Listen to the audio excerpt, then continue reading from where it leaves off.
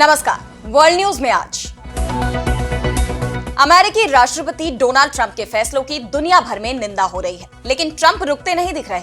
White house से रोज ऐसा बयान जारी होता है जिससे बवाल मच जाता है। ट्रंप एक के बाद एक फैसले लेते जा रहे हैं।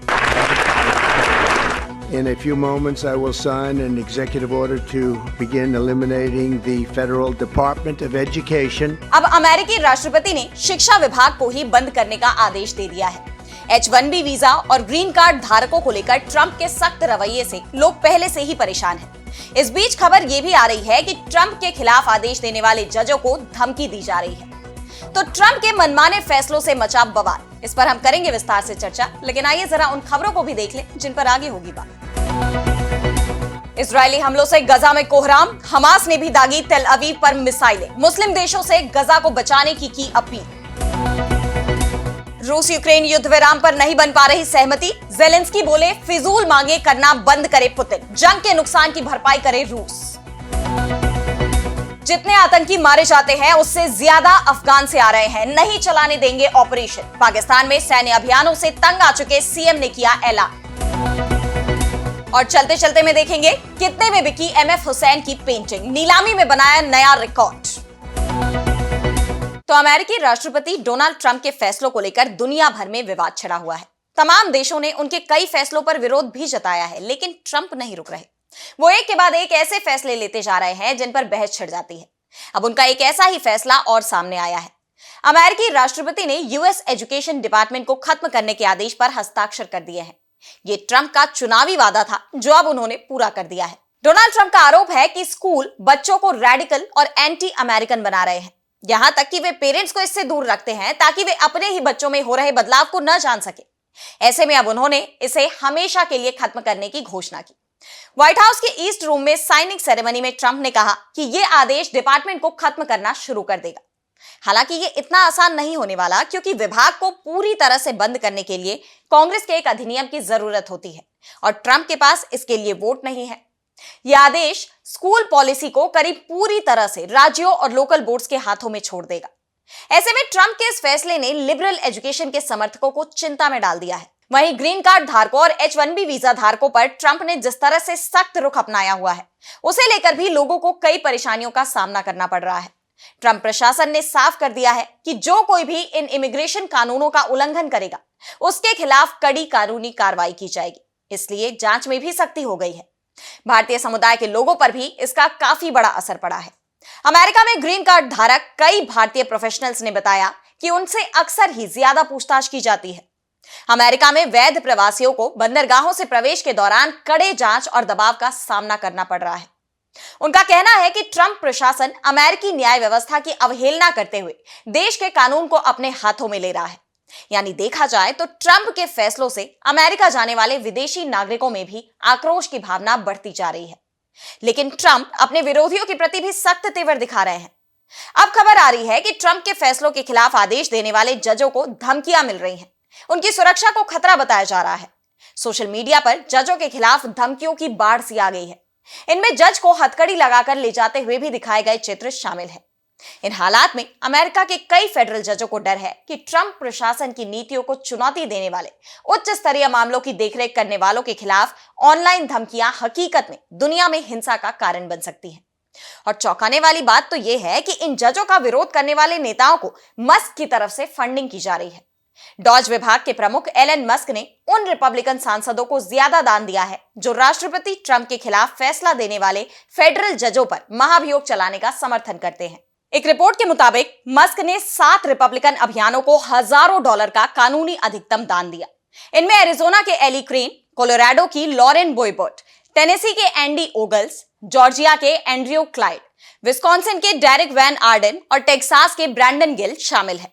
मस्क ने आयोवा के सीनेटर चार्ल्स ई ग्रासली को भी दान दिया। साफ है, मस्क ने जजों पर महाभियोग का समर्थन किया है। ऐसे में सवाल ये भी उठ रहे हैं कि क्या ट्रंप अपने विरोधियों को कुचलना चाहते हैं। और अब बढ़ते हैं अगली खबर की तरफ, जहां हम बात करेंगे मिडिल ईस्ट में चल रहे संघर्ष की। तो इजरायल और हमास के बीच चल रहा युद्ध विराम 19 मार्च को खत्म हो गया, क्योंकि इजरायल ने एक बार फिर से गजा पर हमला कर दिया। 3 दिन में इजरायल के हमले में 600 से ज्यादा लोगों की जान जा चुकी है, जिसमें सबसे ज्यादा संख्या महिलाओं और बच्चों की है। इसे लेकर हमास इजराइल के साथ ही अरब लीग के देशों पर भड़क उठा है। हमास ने मुस्लिम देशों से कहा है कि वो इजराइल पर हमलों को रोकने के लिए दबाव डाले। हमास की तरफ से युद्ध विराम को लेकर एक बयान भी जारी किया गया है, जिसमें कहा गया कि हम अरब और इस्लामिक देशों से अंतर्राष्ट्रीय मंचों, खासकर संयुक्त राष्ट्र सुरक्षा परिषद में तत्काल कार्रवाई करने और आक्रामकता को रोकने के लिए तत्काल उपाय लागू करने की मांग करते हैं। आपको बता दें कि 19 जनवरी को हमास और इजराइल के बीच युद्ध विराम हुआ था, लेकिन 2 महीने बाद यानी 19 मार्च को एक बार फिर से युद्ध शुरू हो गया। अभी तक हमास की कैद से सभी बंधकों की रिहाई नहीं हो पाई है। दावा किया जा रहा है कि अभी भी हमास की कैद में 59 विदेशी बंधक हैं। दावा यह भी किया जा रहा है कि हमास की कैद में जो बंधक बचे हैं, उनमें से अधिकांश अब जीवित भी नहीं हैं। इस बीच हमास की तरफ से भी इजराइल को जवाब दिया जा रहा है। उसने तेल अवीव को निशाना बनाते हुए 3 मिसाइलें दागी, लेकिन इजराइल ने इन्हें हवा में ही नष्ट कर दिया। इजराइल की तरफ से अब गजा में जमीनी हमले भी शुरू कर दिए गए हैं। इजरायली सेना का कहना है कि मध्य और उत्तरी गजा में वो हमले करेंगे। इस बीच खबर यह भी सामने आ रही है कि 7 अक्टूबर 2023 को हमास के हमले की जिम्मेदारी लेने वाले आंतरिक खुफिया एजेंसी के हेड शीन बेट को नेतन्याहू ने बर्खास्त कर दिया है। दरअसल इजराइल के अंदर ही अब हमास के साथ चल रही जंग को लेकर नेतन्याहू के खिलाफ गुस्सा बढ़ता जा रहा है, क्योंकि 1.5 साल बाद भी नेतन्याहू की सरकार सभी बंधकों को आजाद नहीं करा सकी और इसी के चलते नेतन्याहू ने एक बार फिर से गजा पर हमले शुरू कर दिए हैं। और अब अगली खबर में बात करेंगे रूस यूक्रेन युद्ध की। तो रूस और यूक्रेन के बीच अमेरिका की तरफ से युद्ध विराम कराने की कोशिश की जा रही है, लेकिन अभी तक इस पर सहमति नहीं बन पाई है।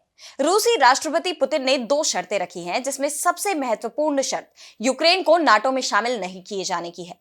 इसके साथ ही यूक्रेन को दी जा रही अमेरिकी खुफिया जानकारी पर भी तत्काल रोक की बात कही गई थी। पुतिन ने यह जरूर मान लिया कि वो 30 दिनों तक यूक्रेन के ऊर्जा ठिकानों पर हमला नहीं करेंगे, लेकिन दूसरी तरफ यूक्रेनी राष्ट्रपति वोलोदिमिर ज़ेलेंस्की ने तत्काल युद्ध विराम की मांग की है। उन्होंने रूसी राष्ट्रपति पर तंज कसते हुए कहा कि उन्हें फिजूल की मांगें बंद कर देनी चाहिए, इससे युद्ध लंबा खिंच रहा है।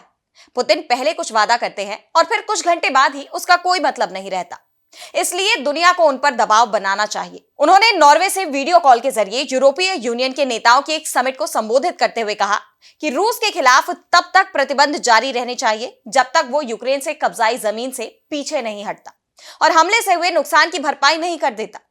ज़ेलेंस्की ने कहा कि अमेरिका ने यूक्रेन को नाटो सदस्यता देने से इनकार करके रूस को एक बड़ा तोहफा दिया है। उन्होंने क्रीमिया पर रूस के कंट्रोल को स्वीकार करने से इनकार करते हुए कहा कि क्रीमिया एक यूक्रेनी आइलैंड है।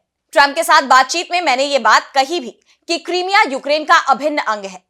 दरअसल डोनाल्ड ट्रंप ने हाल ही में कहा था कि रूस का यूक्रेन के जिस क्षेत्र में लंबे वक्त से कब्जा है, यूक्रेन को उसे भूलना होगा। ट्रंप का सीधा सीधा इशारा क्रीमिया को लेकर ही था। रूस ने 2014 में क्रीमिया पर हमला कर उस पर कब्जा कर लिया है। हालांकि दुनिया इस पर अभी तक रूसी कंट्रोल को मान्यता नहीं देती है। इस बीच डोनाल्ड ट्रंप ने रूस यूक्रेन के बीच चल रहे युद्ध के जल्दी खत्म होने की उम्मीद जताई।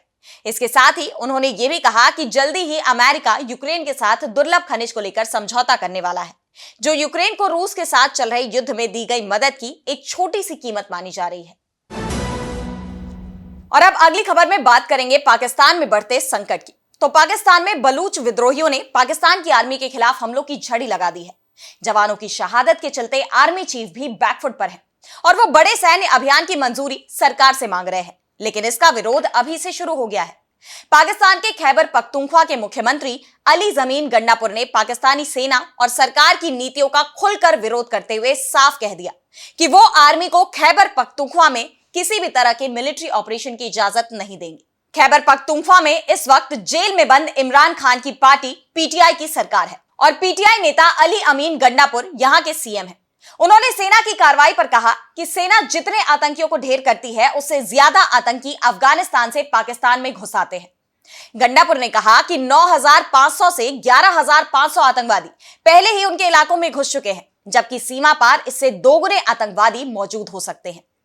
आज पाकिस्तान जिस सुरक्षा समस्या का सामना कर रहा है, उसका समाधान सैन्य ऑपरेशन नहीं है। अगर जनता उनके साथ खड़ी रहे और सरकार की नीयत साफ रहे, तो वे स्थिति से निपटने में सक्षम होंगे। मुख्यमंत्री ने कहा कि 2 दिन पहले राष्ट्रीय सुरक्षा समिति की बैठक हुई, लेकिन इसमें चर्चा से ज्यादा जोर तथ्यों के प्रेजेंटेशन पर रहा।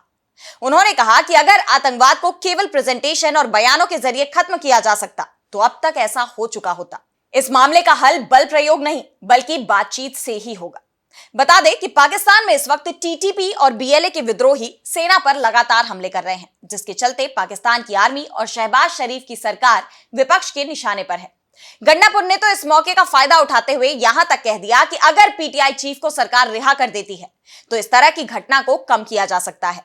आपको बता दें कि इमरान खान अगस्त 2023 से ही जेल में बंद है। उन पर कई मामले दर्ज किए गए हैं। और अब चलते चलते में बात दुनिया की सबसे महंगी पेंटिंग की। तो प्रसिद्ध भारतीय चित्रकार एमएफ हुसैन की एक पेंटिंग ने नीलामी में इतिहास रच दिया है। उनकी पेंटिंग 13.8 मिलियन डॉलर यानी लगभग 118 करोड़ रुपए में बिकी है। यह अब तक किसी आधुनिक भारतीय कलाकृति के सबसे महंगी पेंटिंग का नया रिकॉर्ड है। एमएफ हुसैन की पेंटिंग अनटाइटल्ड ग्राम यात्रा की यह नीलामी न्यूयॉर्क में स्थित क्रिस्टीज में हुई। इसे किस संस्था ने खरीदा है, फिलहाल इसका खुलासा नहीं किया गया। 14 फीट कैनवास पर फैली एमएफ हुसैन की ग्राम यात्रा 13 शानदार पैनलों से बनाई गई है, जिसमें स्वतंत्र भारत की विविधता और ग्राम्य जीवन के दर्शन होते हैं। हुसैन ने पेंटिंग को 1954 में बनाया था और उसी साल ये हिंदुस्तान से चली गई थी। यूक्रेन में जन्मे नॉर्वे स्थित डॉक्टर लियोन एलियास वोलोडास्की ने इसे खरीदा था और तब से ही काफी वक्त तक ये देखी नहीं गई थी। वोलोडास्की ने 1964 में ये पेंटिंग ऑस्लो यूनिवर्सिटी हॉस्पिटल को दे दी थी। इसकी बिक्री से मिले पैसे से संस्थान में ट्रेनी डॉक्टरों की ट्रेनिंग पर खर्च किया गया। इससे पहले हुसैन की सबसे महंगी पेंटिंग पुनर्जन्म पिछले साल लंदन में 3.1 मिलियन अमेरिकी डॉलर यानी लगभग 25.7 करोड़ रुपए में बिकी थी। एमएफ हुसैन की पेंटिंग्स में इतिहास, पौराणिक कथाओं और भारतीय संस्कृति की झलक दिखाई देती है। हुसैन ने उस समय की भारतीय राजनीति के संदर्भ में देवी देवताओं के चित्र बनाए और इस वजह से वो कई बार विवादों में भी रहे। उन पर कई एफआईआर हुए और उन्हें धमकियां दी गई। इससे परेशान हुसैन को देश छोड़ने पर मजबूर होना पड़ा। वो दुबई चले गए और फिर न्यूयॉर्क, लंदन में भी रहे। 9 जून 2011 को 95 साल की आयु में उनका निधन हो गया। तो आज इस वर्ल्ड बुलेटिन में इतना ही। देश दुनिया की तमाम बड़ी खबरों के लिए बने रहिए डीबी लाइव के साथ और मुझे दीजिए इजाजत। नमस्कार।